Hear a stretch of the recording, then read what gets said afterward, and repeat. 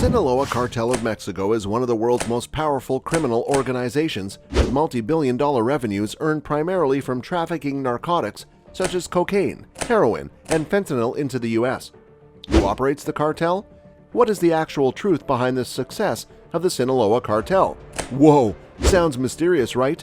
Don't worry, this mystery is going to be revealed here on Darkness Unraveled, so subscribe to our channel. The Sinaloa Cartel is an international crime group and one of the most powerful drug trafficking networks in the world. It is located in Culiacán, Sinaloa State, Mexico. So let's start with the most famous member, El Chapo Guzman, also known as Shorty, the leader of this notorious cartel. You are going to be shocked to hear that Guzman was born into a poor family in the small town of La Tuna in the state of Sinaloa in northwest Mexico. He was the oldest of 7 children. Emilio Guzman Bustillos and Mara Consuelo Loera Perez, his parents, farmed to make a living. However, it is also said that his father grew opium poppies. Was this maybe what prompted Guzman into getting into the underworld?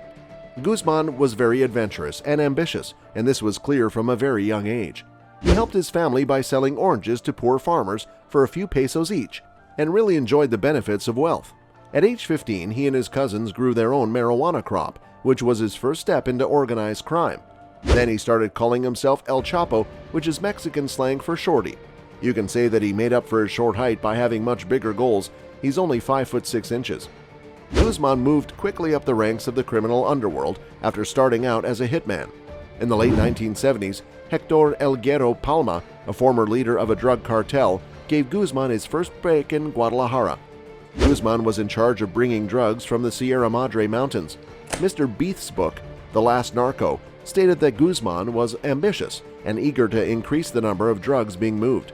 Mr. Beith said that he was also no-nonsense and that if employees were late with deliveries, he would kill them himself.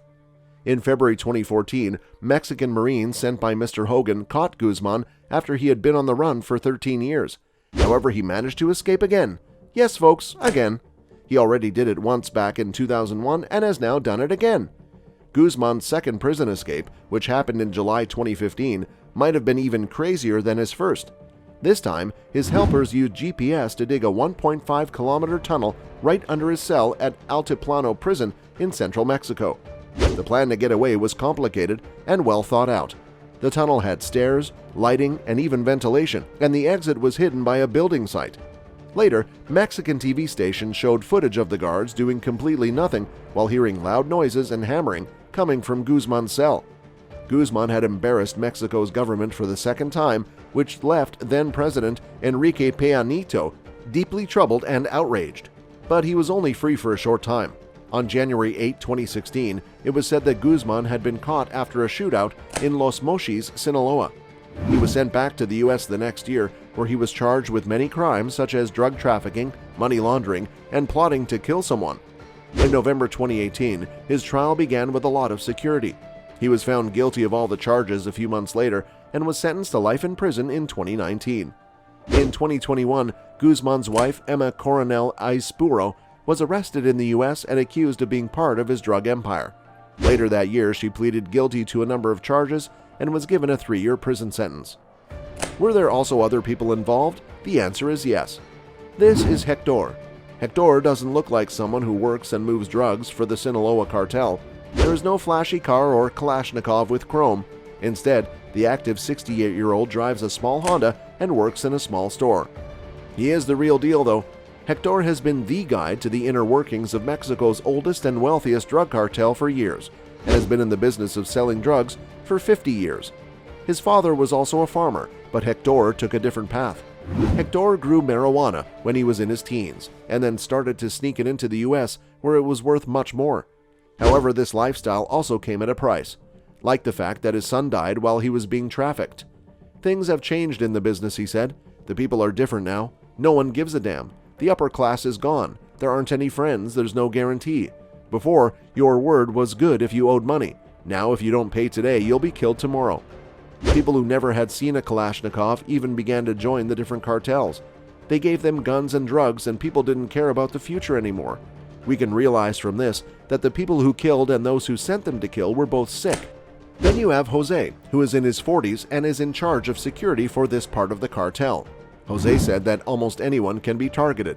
A traitor, someone who leaks information, a thief, or someone who doesn't pay the cartel, and then they are sent to kill the traitors. But Jose also said that the cartel keeps Sinaloans safe. It's not as weird as it sounds. Most of the time, the Sinaloa Mafia has not kidnapped people or tried to get money from them as other Mexican gangs have.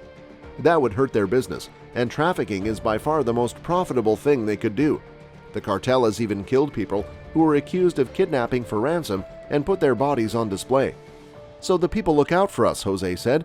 Most people either do business with or join the cartel. Here, it's almost a must because if you don't, you're on your own. You are against everyone else. There's no way to stay safe. Some people in Mexico talk about a narco-insurgency, which is an armed rebellion against the government. It doesn't look like that was the case in Sinaloa. Jose said they worked with local, state, and federal police. He even said that when his drugs are moved, the police go with them. Officers watch for gunmen from rival drug cartels, and the police keep an eye on the corridors used to smuggle drugs. Of course, the police deny this and say that they're all bad people and that anyone who does something illegal can expect to be arrested by the police. Yet, the drug money made up around 60% of the state's economy, but few people in Sinaloa are willing to talk about the links that everyone thinks the cartel has with the government. However, it is generally known that the police don't do a good job looking into the kidnappings of people because they had ties to the criminal groups. One of the people who is willing to talk more about this is Annabelle. She says that the police took her son. He and a few friends were drinking on the street when 4 police cars pulled up. Her son and 2 of his buddies were taken into custody. At the local police station, the chief said that he had no idea that the man had been arrested. After a few hours, she got a call from the people who had taken her son. They put her son on the phone for a short time. Her son begged that if she pays, he will be fine. The ransom was $10,000 and the family car, so the money and car were left in a town square. She did what was asked of her. They took the car and the money. Her son did not come back. He was gone forever. The police told her they were the fake cops who were involved. She didn't believe it because too many police cars were there. There are more stories to tell. However, people are too scared to let cameras see their faces. Parts of the state have been taken over by traffickers. For Mexicans, this is the scariest thing about living in a country where drugs are sold. You never know who to trust or who you're dealing with. But you can trust one thing, and that is Darkness Unraveled. So subscribe to our channel for more amazing content like this. Thank you so much for watching our video. If you liked the video, please click on the thumbs up. And also share this video with your family and your friends. Thank you so much for watching our video today, and we will see you in the next one.